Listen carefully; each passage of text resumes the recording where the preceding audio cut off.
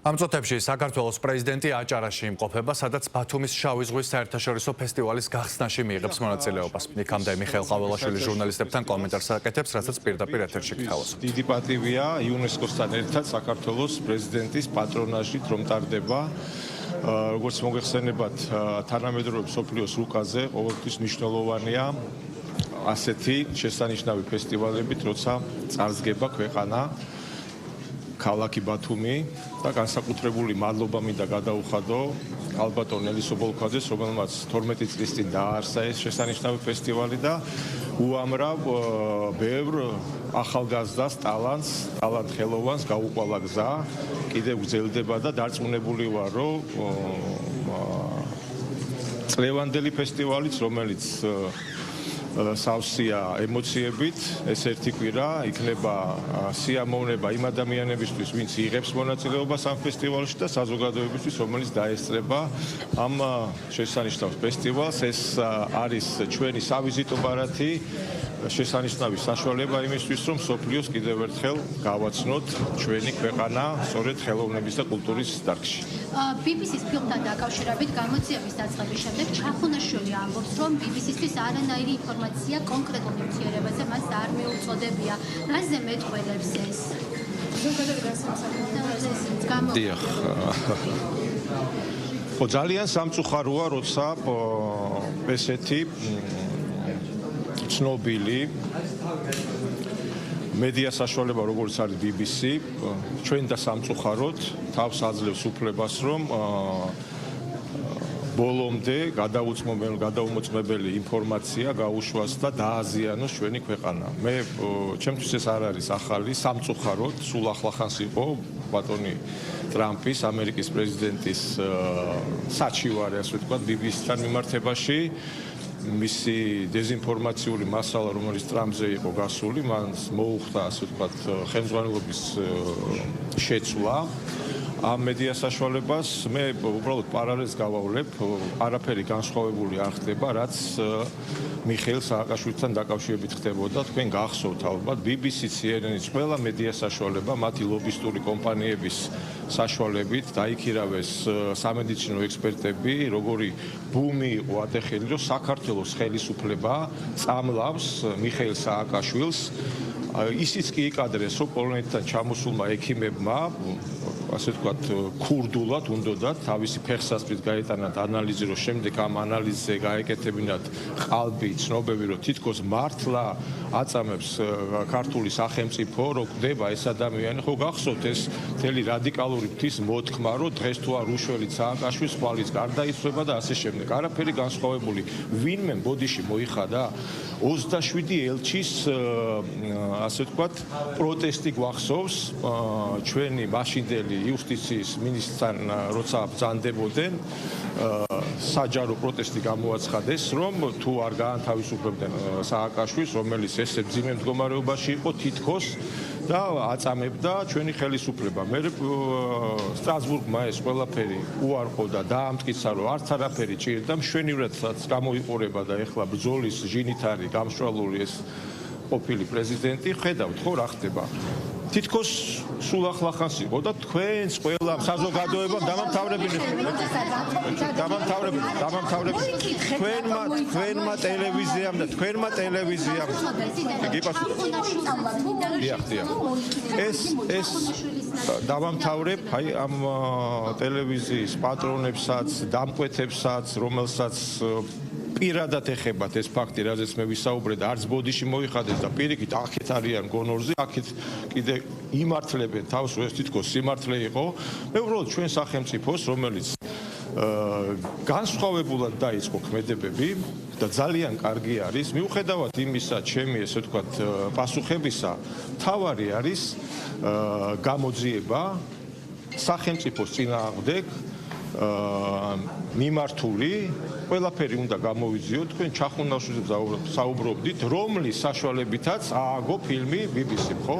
დღეს ეს ადამიანი უარყოფს, რომ იმ ნივთიერებაზე საერთოდ არ საუბრობდა, დაველოდოთ გამოძიებას. ჩვენა ვართ სრულყოფილი პასუხისმგებლიანი ხელისუფლება. მე მოუწოდებ სამართალდამცავ ორგანოებს, პროკურატურას, სახელმწიფო უსაფრთხოების სამსახურს, რომ სრულყოფილად იქნას გამოძიებული და კიდევ ერთხელ უნდა ვიცოდეთ, რომ ვისაც რა მოეპრიანება და ესე დაუპირისპირდება საკუთარ ქვეყანას, საკუთარ სახელმწიფოს, ესე ჭირს და ჩვენ ხო ვიცით ეს რატომ კეთდება, რომ ახალი, ასე ვთქვათ, ვერსია შემოიტანეს, ვერაფრით ვერ მოხდა იმ რადიკალური ფრთის აგორება, ისე რომ საზოგადოება იყოს ამ ყველაფერში ჩართული, ეს არის ერთ-ერთი, ასე ვთქვათ, გაგრძელება იმის, რაც იყო სააკაშვილის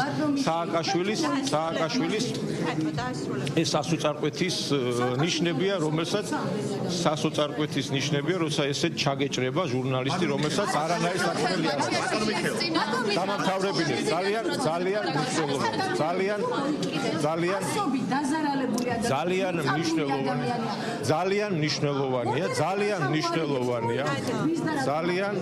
მნიშვნელოვანია, რაც მე განვაცხადე, თითოეულ მოქალაქეს ამ ქვეყანასთან მიმართებაში გვაქვს ჩვენი პასუხისმგებლობა, იმიტომაც არსებობენ სახელმწიფო სამსახურები, ინსტიტუტები, რომ მსგავსი, ასე ვთქვათ, დეზინფორმაცია, მსგავსი შეტევა სახელმწიფოზე იყოს აღკვეთილი სამართლებრივად. როგორც პრეზიდენტი ამასებდით საკუთარ ქვეყნის წინააღმდეგ მსგავს ქმედებას რაც გაკეთებს რა. მე მგონი საზოგადოებამ ძალიან კარგად იცის არაერთხელ მიმართავს, რომ ეს რასთან არის დაკავშირებული, რომ ეს არის ზუსტად თუ ვინმე საუბრობს, რომ აი ძალები და ქილიკის საგანია ხოლმე ხშირად, რომ ვინ დგას ამ ძალების უკან, როგორ ხდება, რომ სინქრონულად ეს მედია საშუალებები, ონლაინ, ასე ვთქვათ, წარმომადგენლები, არასამთავრობო ორგანიზაციები, პოლიტიკური პარტიები ერთხმაში არც ერთს არ დაუსვავს კითხვა, არც გამოძიებაზე, არც სიმართლეა თუ არ არის სიმართლე, ერთხმაში პირდაპირ იწყებენ შეტევას სახელმწიფოზე, ხელისუფლებაზე. ეს კარგად უნდა იცოდეს. აი ეს არის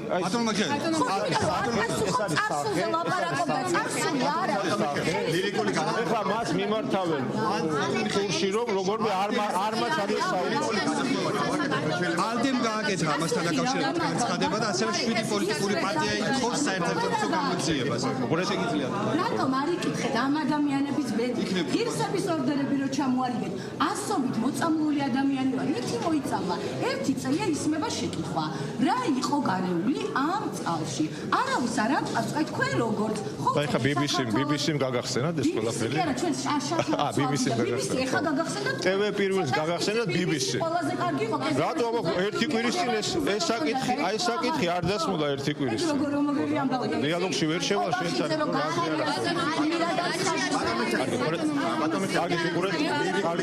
კარგი, ყველას ერთად ვერ გისმენთ. ყველას ერთად ვერ გისმენთ. ყველას ერთად უკაცრავად. ყველას ერთად ვერ გისმენთ. ყველას ერთად გესმენთ. სათითაო თუ გაქვს. მაინტერესებს არის თუ არა ალეკო ელისაშვილი რადიკალური ოპოზიციის დიაგნოზე ესე კითხავთ თუ თქვენ გაგზავნებთ. ალეკო ელისაშვილის ქმედება და BBC-ს ფილმი ჩვენ უნდა განვიხილოთ ერთიან კონტექსტში.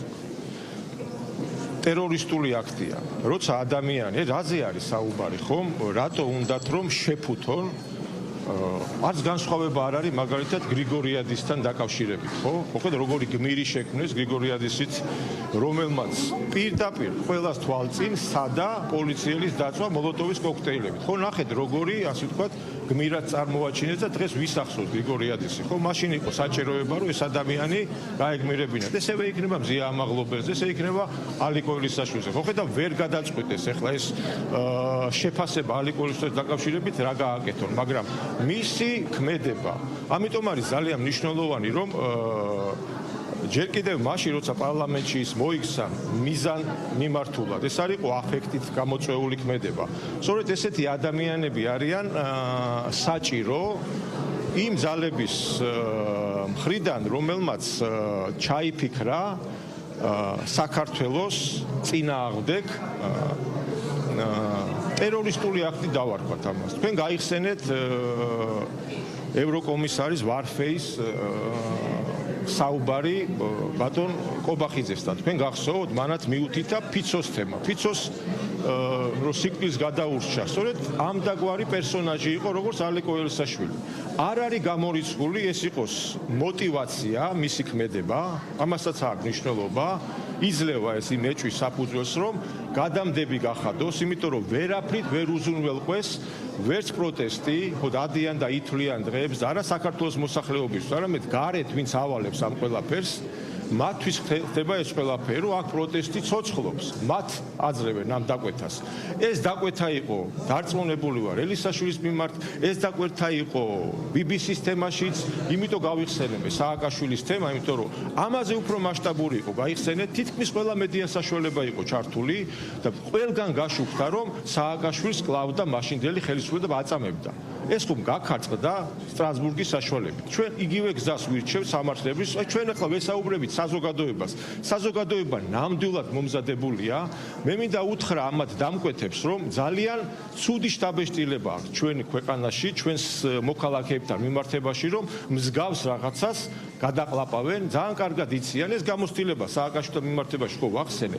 ეს ხომ ჩვეულებრივი პროცესი იყო, დაკვეთა იყო და ამოტივტივდა კიდევაც, ხო? აი ფარას კანონი რატო იყო საჭირო? იქ იყო დაფინანსებული ის ექსპერტები, რომელიც ამ ყავდასკვნებს დებდა სააკაშვილთან მიმართებაში, რომ მას დემენცია ჭირდება და უშველეთ და ეს ჩამწკრივებული ამ ტელევიზიის და ის მთელი რადიკალური ფრთა ერთად ჩამწკრივებულები როგორ მოუწოდებდა, როგორ ამუნათებდა რას არ კადრულობდნენ საკუთარი სახელმწიფოს წინააღმდეგ. და დღეს ბატონო როდის გარიცხავს თქვენ როგორ ფიქრობთ ლელო? ეს არა, იცით რა არის? ეს ჩვენ ჩვენს ინტერესს მიღმა არის. მე კიდევ ერთხელ ჩვენ საზოგადოებას მოუწოდეს, რომ იყოს შვიდად, იყოს ინფორმირებული, კარგად გაანალიზოს ეს პროცესები, როგორ არის ერთმანეთთან დაკავშირებული და ქართული სახელმწიფო დღეს არის ძალიან ძლიერი, რომ მსგავს გამოწვევებს გაუძლოს. მე კიდევ ერთხელ მოუწოდებ საქართველოს სამართალდამცავ ორგანოებს, რომ ყველაფერი იყოს გამოძიებული სულყოფილად, რომ ჩვენს მოქალაქეებს კონდეთ სულყოფილი პასუხი ამ მსგავსი ქმედებებით. გასი დანაშაული და ევროპა რამდენად ხასებადია ალტეს ჭრილში გიხავთ იგივე თემას ტრამპა თუ გინდა იგივეს გავახწერებ ის ხდება და ევროპა რამდენად ხასებადია იგივე არა გრიგორ ის არ გამოხმაურებდა ევროპული პარტია ALDE, რომლის წევრიც არის ლელო ალეკო ელისაშვილის მხრიდან ტერორისტული აქტი ჩადიემცდელობას, ეს რას ნიშნავს და აი ევროპელობა და აი ტერორისტის წევრად ყველა რამდენად ხავსებადია. არა, აქ ჩვენ საზოგადოებას მინდა მივმართო, რომელიც ძალიან კარგად აანალიზებს ამ ყველაფერს, მაგრამ ჩემს ასე ვთქვათ შეხედულებასაც გაუზიარებ, რომ ეს ყველაფერი ერთმანეთთან დაკავშირებულია იმ თვალსაზრისით, რომ როგორმე მოხდეს საქართველოს დღევანდელი ხელისუფლების, ასე ვთქვათ, გაშავება. ამას ემსახურება ეს ყველაფერი და მიმართეს ისეთ მეთოდებს, რომ ვერც ერთმა მეთოდმა ახალ რუსული ხელისუფლება ფაქტი ვერ დადეს, გაყალბებული არჩევნები ფაქტი ვერ დადეს. არ ვიცი კიდე რა მაგალითები მოვიყვანოთ, ხო? ვერც ერთი ასე ვთქვათ, მათი დაკვეთილი ღონისძიებები, რომელიც საქართველოს ხელისუფლების წინააღმდეგ იყო, სამართლებრივადაც მიმართული, ვერც ერთი ვერ დამტკიცდა და საქართველოს ხელისუფლება ყველასთან იყო მართალი. დღეს აღმოჩნდა, რომ ამ ყველაფერს ვერ ერევიან, არ აწყობთ ის, რომ საქართველოს ხელისუფლება არის ძლიერი, ეროვნულ ინტერესზე მდგარი და კარგად ართმევს თავს საკუთარ მოვალეობებს. აქედან გამომდინარე, ეს არის ერთ-ერთი შემდგომი ეტაპი იმისთვის, რომ როგორმე მოხდეს საქართველოს ხელისუფლების გაშავება. ეხლა ეს ადამიანი სვავდაკის, ამდენი ადამიანი მოიწამლა, ასე შემდეგ და BBC-მ გაახსენა ეს ყველაფერი. ერთი კვირის წინ ეს ყველაფერი არ ახსოვდა, მაგრამ უყურეთ, რადგან წარმოვიდგინეთ BBC-მ ეს რაგვარია ეს მამაშვილი რომ არიან, გამახსენეთ ექიმები, ჩახუნაშვილების საშუალებით, თითქოს ჩახუნაშვილების საშუალებით, ხო მარტივად არის ეს შესაძლებელი. დღეს დაიხია უკან, მაგრამ თავარი საკითხი აქ რა იყო, რომ საერთაშორისო საზოგადოებაში გაავრცელონ ეს დეზინფორმაცია, რომ აი საქართველოს ხელისუფლებამ რა იკადრა, ნახე თავის მოქალაქეებს აუქმნა და ხო დაიწყეს ტრიბუნალზე იქ ჰააგაზე საუბარი და ასე შემდეგ, რომ სააკაშვილთან მიმართებაში იგივე დამოკიდებულებით იყო. კარგად გაანალიზოს ჩვენმა საზოგადოებამ შვიდად, ჩვენ ყველას გავცემთ სათანადო პასუხს. ძალიან ძლიერები ვართ იმისთვის. მე პირიქით მოუწოდებ ჩვენ ხელისუფლებას, რომ არ დაიხიოს უკან, აღარ არის იმის დრო, არც ქილიკის დრო არ არის. ეს ადამიანები, საქართველოს მოქალაქეები, რომელიც ბედავენ, რომ თავისი სახელმწიფოს წინააღმდეგ არა გადამოწმებული და ასე ვთქვათ, კვლევის შედეგებიდან გამომდინარე აზრიან ინფორმაციას, რომ ეს მართლა არსებობდა. ვარაუდის